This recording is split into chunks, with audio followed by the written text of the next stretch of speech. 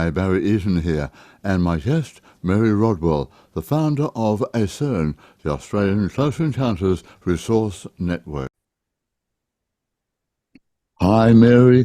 Lovely to catch up with you again. How are you? I'm good, Barry, and it's lovely to see you. I hear Yeah, you've been quite busy from what you're telling me. You've been really getting back into the swing of things. I have indeed. Thank you to the universe and all my helpers out there. But you've been very busy as well, and you've been at a wonderful conference, the Awakening Conference over in England. And I was going to ask you about that to start. We have so many things to talk about, but that one in particular to start the ball rolling. So tell us a bit about that, Mary. The Awakening Expo with Forbidden Knowledge was a very big one in a hangar in Manchester, and it was lovely to be there because there's a very broad range of information. I'd say Forbidden Knowledge is part of that. And I one of the interesting Mm. speakers was Mohammed Ibrahim, who's an Egyptologist, who what was interesting with him is he diverted from being the standard in Egyptologist because he had a strange experience in one of the places, the sacred places, which shifted his awareness. So he found he was reading the hieroglyphs in a completely different way Oh, to how it was normally, how they were normally translated. And we talked about our own kind of weird and wonderful kinds of experiences. So that took it to a whole new level. so Because what kind of different kind of translation was he making?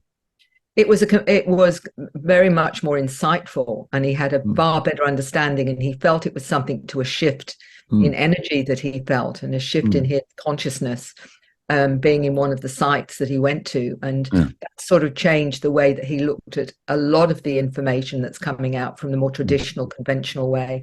And Mm. we find that with psychic archaeology, don't we? You know that Mm.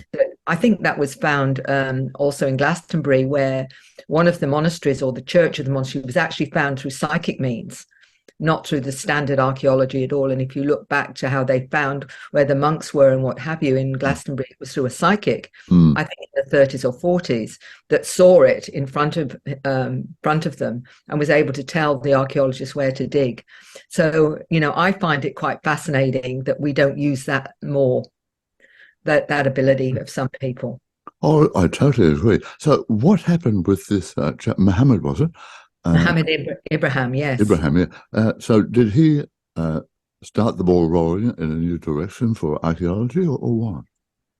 Well, he then had trouble with standard archaeologists, Funny about that. strange as it may seem. So he sort of branched out on his own, and Mm. he's a tour guide to take people to a lot of these interesting places, and he has a way in because of being the tour guide. But he just interprets things very differently, and that's the problem, isn't it? For those that are more tuned into archaeology, one way or another, is that it's often different to the conventional understanding. And we get this right across the board. We get it in Australia, where we know there is evidence of Egyptians coming to Australia, Yeah, I've seen but it. of course, very hidden Mm. from most of the Australian public and mainstream that that's the case. And they try to debunk it and all the rest of it. And he was actually banned from coming to Australia last time, coming in the way he did. So he's going to find another way to get in, because I think even and Stephen Strong, you know, Mm. they are trying to get him to come back again to Mm. see the hieroglyphs at Gosford and what have you as well. Oh, they're marvelous. I was there just before we went to that conference in Uluru that you and I were both at, Yeah. and I saw them for myself. My partner Anne and I were there, and they were amazing. And I've been through the all through the pyramids. I've done several tours of Egypt, and believe me, my intuition said these are genuine. They are fantastic. Have you seen them yourself? I haven't been there, but I've seen enough of the videos of them, or what have you. And there's no doubt in my mind, these are not, you know, imitations or whatever. No. They're not the only ones that have been found. We know they've been found in caves and what have you. And when I was in Western Australia, I remember an archaeologist coming and telling me that they found evidence of Egyptians Mm. there as well. So, you know, the whole point to me is that we know that this hidden knowledge is right across the board in terms of what we're taught to believe and what Mm. really is going on. I mean, it's the same thing, a hidden truth, Yeah. and that, you know, a lot of people don't know about. Yeah, that's very true. So how does this relate to your subject, of course, working with people from other worlds?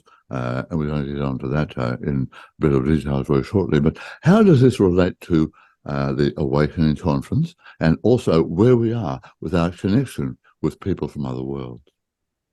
Well, the Awakening Conference, like many of those that have a similar title, is talking about people finally seeing the truth, finally Mm. understanding that there's, the programming that we've had from our particularly Western institutions of education, what have you, has been very specific and often is completely denying a true reality of not only who we are, where we come from, the whole background of the hidden archaeology that is telling the truth. Mm. And one of the books that was profound for me was Michael Cremo's Hidden Archaeology, where you've got, iron nails found in coal that are several million years old and what Yeah. have you. And it just goes on and on and on. Some of the things that have been found in rocks that are several million years old, where there's footprints and all this kind of thing. For me, the important thing with that is to highlight that there has been so much more about our planet that we are not told about. And it's all this truth embargo about the reality of being visited by multiple different civilizations. And when, I talked another time, maybe with you, I can't remember, Barry, about they were asking me how many different types of beings are they visiting the planet and what have you. That's a broad And question. it's the some of the governments behind the scenes talk about 50 civilizations or more. When you've got a 17-year-old drawing 250 of her own beings that visit her and she knows about whatever, it's multiple civilizations. Oh, yeah. And for me, that's why hidden archaeology has been so significant, because the truth is coming out that we've been visited all through our history and that we are part of that we've been an intelligently designed species. And that, I think, is the crux of all of this, is that all these beings that have been visiting and seen as gods. And I mean, in Egypt, we knew that they said that they were sons of gods, and they talked about Akhenaten was one of them, who's got strange DNA, And which a very long face too. That's right, and all the long skulls. And this is our heritage, this is our history, and this is why people need to know this so that they can get a better picture of the truth of who we are, what we are, why we're here, and what is this all about, the big questions. Well, my spiritual research, contact with the other side, has confirmed for me anyway that we were originally colonized here on Earth the way that we colonized the New World from the Old World back in about the 15th century. So this to me makes total sense, but there are too many vested interests in the other side of things to really let the truth come out. And hopefully, when they're ready, people from other worlds will help us to get that truth out. What do you think? I think they're doing it already. And when I talk to, and many, many hundreds now, in fact, thousands that have talked about knowing they come from other civilizations as a soul. They've had many lifetimes on other planets, other dimensions, and they've come in significantly in this lifetime to help with what they see as an awakening, an activation, a transition of consciousness. And one of the regressions that I did only a few months ago was where it tied into their particular experiences on board craft, where they were with what they saw was some of their friends, and had this confirmed the next day because the friends rang them up and sort of said, we had this strange dream, we were on a spaceship and what have you. This particular person discovered through regression that they'd all been together at the time of Atlantis, and they were light workers, and that they had a job to do and failed. And so they've incarnated this time to help with it, this, what's actually going on the planet right now. So the links to past lives, as we say past lives, I know in terms of the way they describe it, everything's happening now, and there's no such thing as past or whatever, that it's all now, which is hard for us to understand. But basically, we call it past lives because it helps us work it out. but we were saying that, you know, they'd come as light workers in Atlantis to help with this the transition then that didn't happen. Apparently, it, you know, that the whole thing was lost, the whole mission was lost. And interestingly, they've come now to see it all happen and to be part of that. And this is what I think is happening now with so many souls coming in. When they say, are they, you know, are they going to help us with what's going on now? I said, but they already are. They're helping us by coming in and incarnating in human form at the moment. And many of my clients that I work with in regression often find out that they've got origins in either the Pleiades or Arcturus or Andromeda or another dimension. Yeah, well, this is totally understandable as far as I'm concerned. I've had a regression myself, and with Pete Smith, who you and I both know very well. And Pete helped me write my book, Past Lives Unveiled. And he regressed me back so that I actually linked up with another aspect of myself, which I've written about in the book, which is a person out there in space exploring, sending messages back. And one of the messages that my other side, my alter ego, if you like, sent back was how technology can destroy civilizations, because the civilization this being was at, this aspect of me, was dead because it died with no love, no warmth, no feeling. And the warning to me is, and I've tried to put that out in my book, are we headed in this direction? So I think that the people, as you say, from other worlds are here helping us, putting up messages, but are we listening? Well, I would like to believe, and I feel that this awakening of humanity is happening because there have been so many things that have given me indications that's the case. Not only with the star kids coming in that are so aware of their mission, so aware of why they're here, so consciously, multidimensionally aware of what they can do and how they can help the planet. That in itself tells me they've not come in for a waste of time. They know they can make a difference. But also because of how everything's unfolding, that, and because a lot of it is very dark, it's actually acted as a kind of catalyst to wake people up as well. Often it's not till things get really bad and we're backs against the wall that we start to get the message and wake up. And I think, you know, with the things that have been happening over the last few years particularly have been so dark for a lot of people that it's woken them up to what's going on this planet, what needs to change, and how we need to change from what we've been doing, blithely going along thinking, you know, it'll be all right at the end of the day and something's going to happen and rescue us. The only thing we're going to get is the fact that we have to realize it's up to us. We're the ones, you know, they say we're the ones we're waiting for. And I believe that we've all come here on this planet at this time to be part of that on some way or another. And I'm seeing it, you know, the numbers of people that, you know, you can talk about some of this now quite openly. And people are so much more accepting, even in the last few years, to these concepts, metaphysical concepts that a few years ago, very few would talk about. Now we can talk about consciousness, you know, about consciousness being primary, that multidimensional experiences, you know, the intuition, we can start openly talking about that. And, you know, things, and I know you're a wonderful astrologer, for example, people are starting to realize there are other ways to gain information. And it's from that other part of ourselves once we start listening to it. And that's been a lot of my work in recent years, is helping people connect to that, to actually connect to their own higher wisdom so that they can make the decisions through their own awareness rather than relying on others. Because, you know, in religions, often you're told the only ones that have access to the source are the, you know, the reverends or the priests or the archbishops or the what's name, when in fact we all have access to that and belief in that. That is so true. So true. I mean, there are so many things in what you've just been saying that I love to say, oh, let's talk about that or that or that or that. You've opened up a can of worms here. But while we're on the past life bit, going back to what Pete Smith was saying to me, he did a lot of past life regression work, hundreds and hundreds of cases.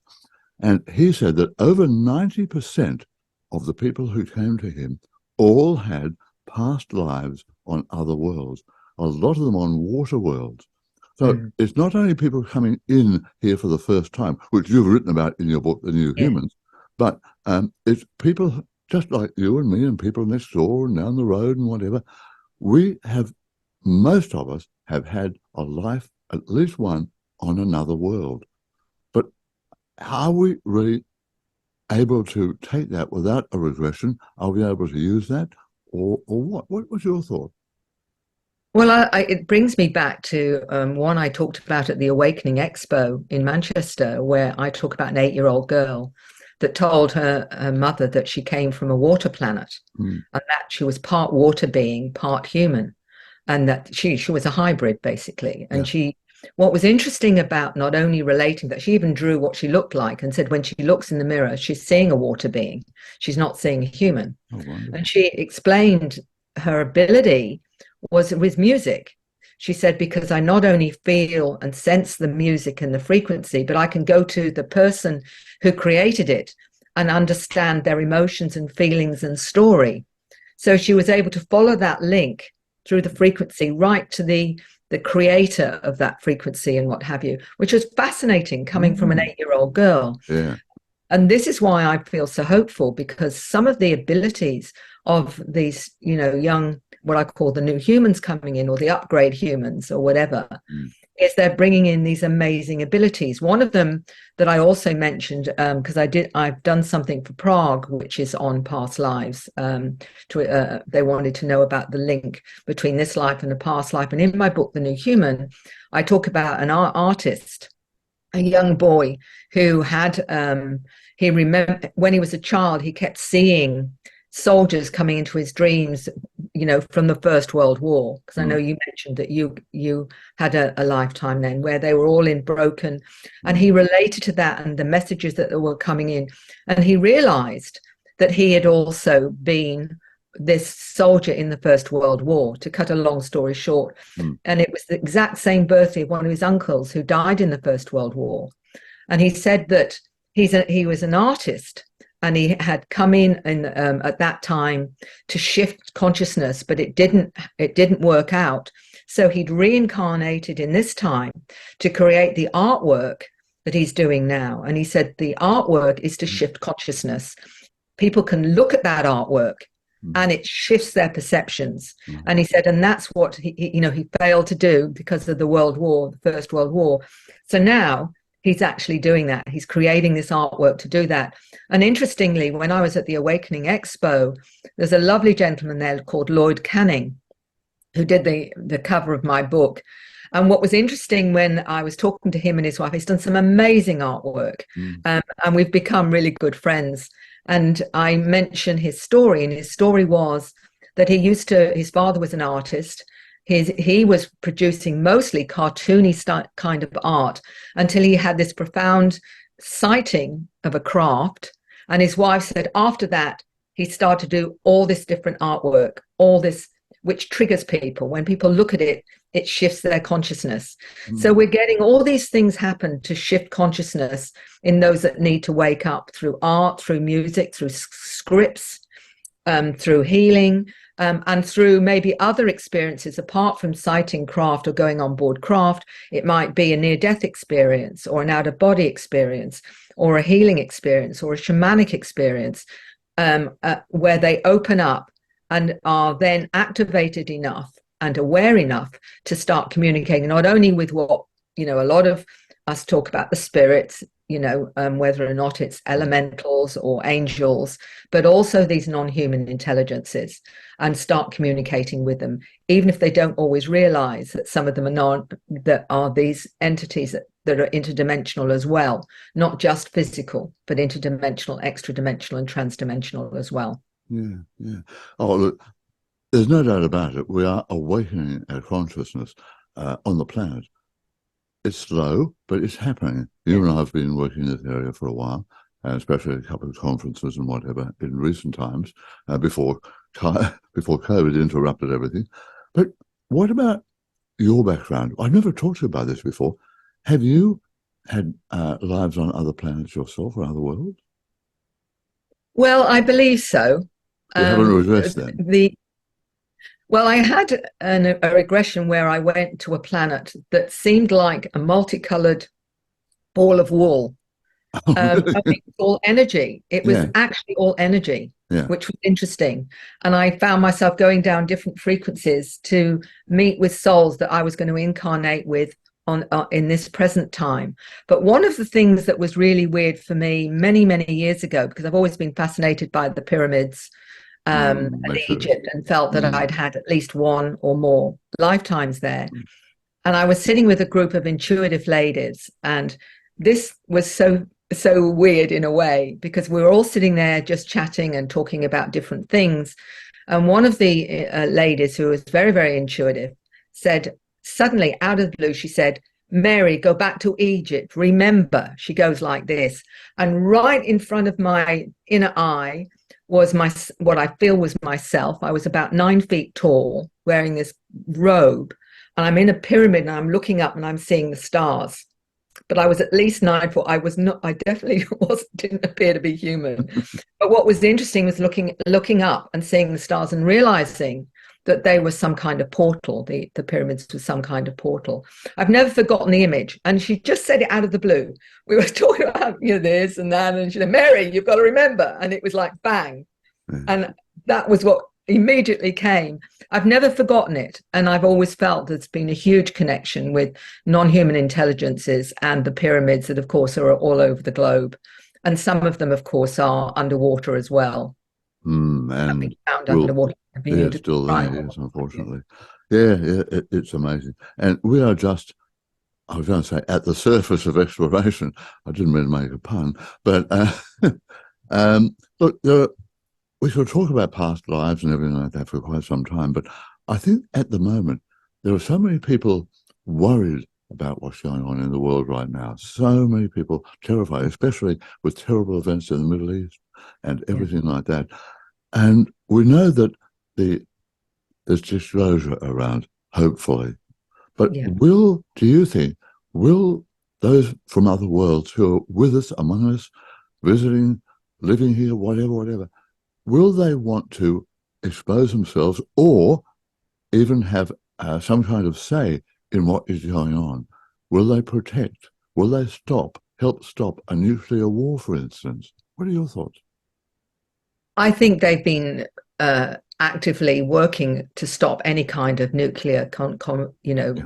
conflation, uh, any kind of escalation of any kind of uh, war of any kind, simply because they were seen more and more once we had nuclear power and Mm. what have you. And they realized, this whole thing to do with bombs and what have you. I think that's when we saw more and more of them. So there's no doubt that they're here and that they're doing their very best to make sure that never happens. And there's a real sense from intuitives that they've been reassured that that will actually never happen. Yeah, I feel that too. Yeah, and the other thing is too, I think with all of this, is that they are working with the consciousness of the planet, Yeah. Mm. and that means on multiple levels. That there are obviously agencies that still want to have their own way in terms of what ultimately happens to the planet, but I don't know whether I've mentioned an interesting account of what we call the arcs around the planet, which are supposedly huge craft that are all over the planet, hidden all over the planet, that the military know about, that are being activated by consciousness. And there is a sense, and there's a number of sources, including my own personal regression with someone in the States who went back and actually saw these arcs and saw that they were put there. She says in a time of Atlantis, they were put there for such a time where they would need to be activated. And she said that she's already seen been and remote viewed some of these arcs, and there's one under the Bermuda Triangle, there's another in Romania, Egypt, Australia, and what have you, and they're all being activated by consciousness. And at some point, and this seems to be something in the near future, where they'll make themselves known. I don't think those that are against disclosure are going to have anything to do with this, because I don't think they'll have any choice in the matter.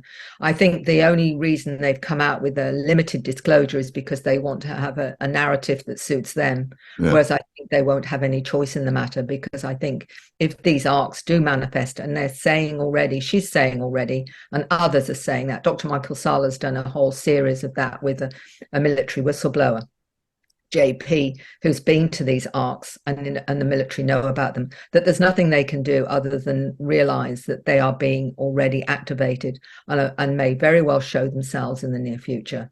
If that's the case, then I think it's fait accompli, that those that have wanted to take us in a different direction won't have any say in the matter.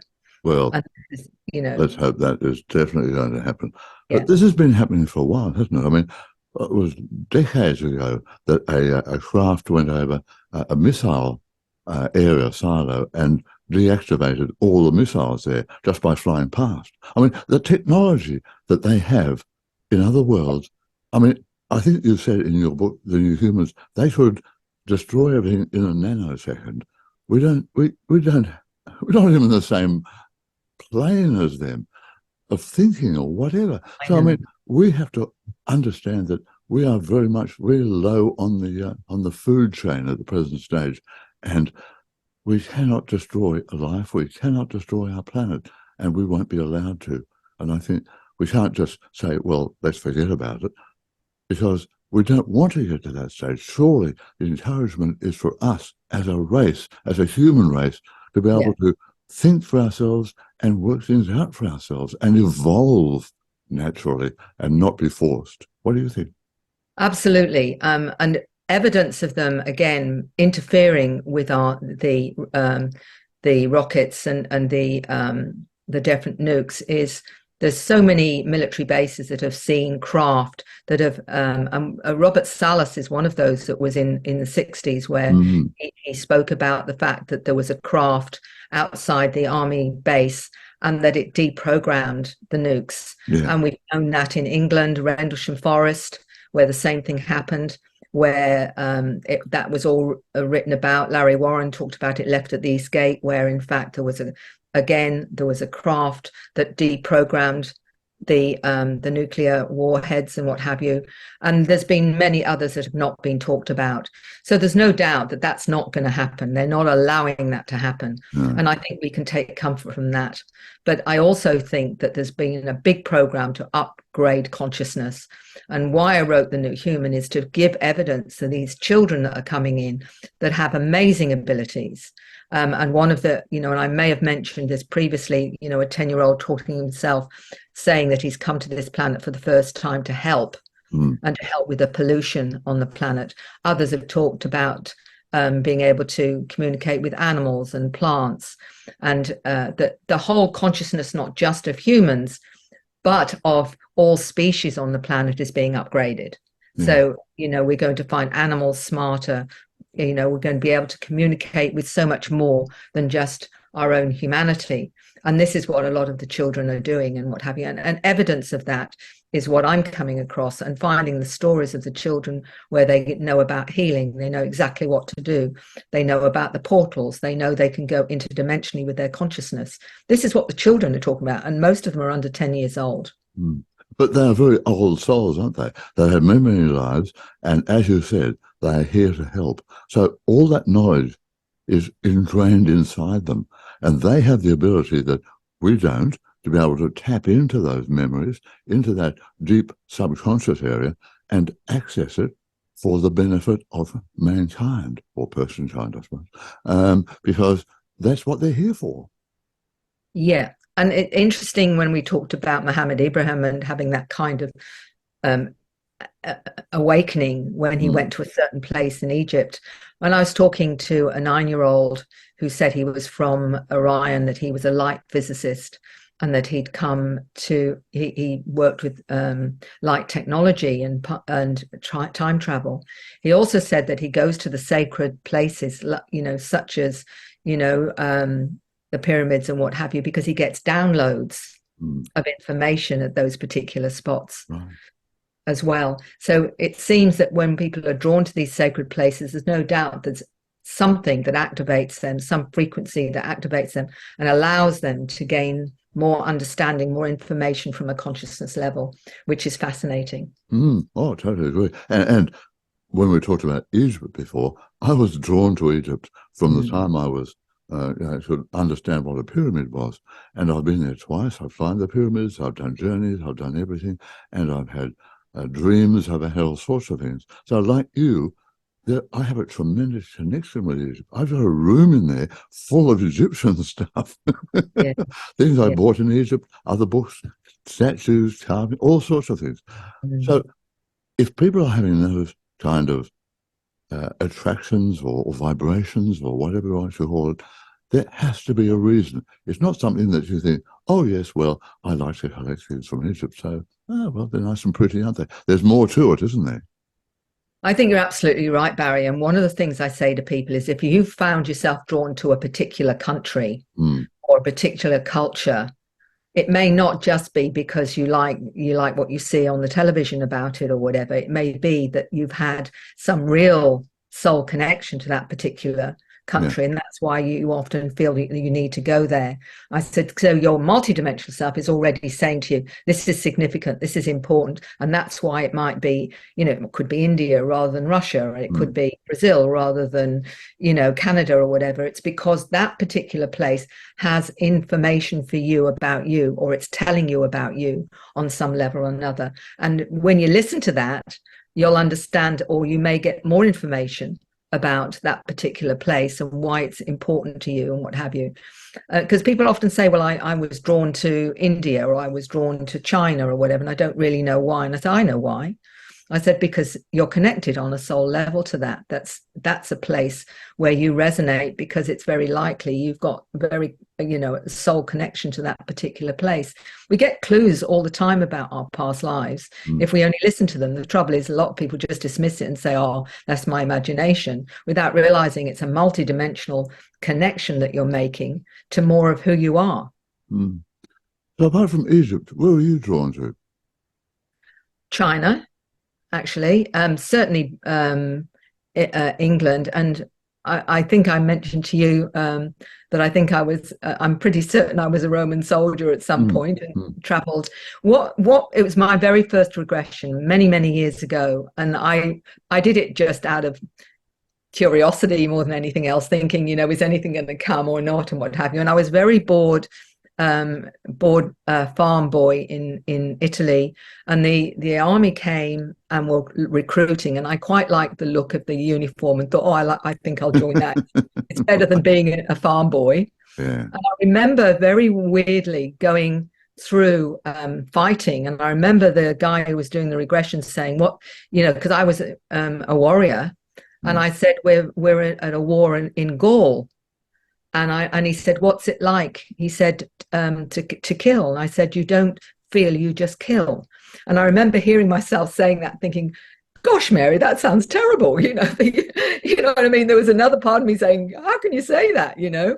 But what fascinated me is we got to England, and I said to the guy doing the regression, I'm gone to Hadrian's Wall. We're fighting the barbarians. And realizing at the same time, I'm calling him, who was a Scotsman, I'm calling his countrymen barbarians.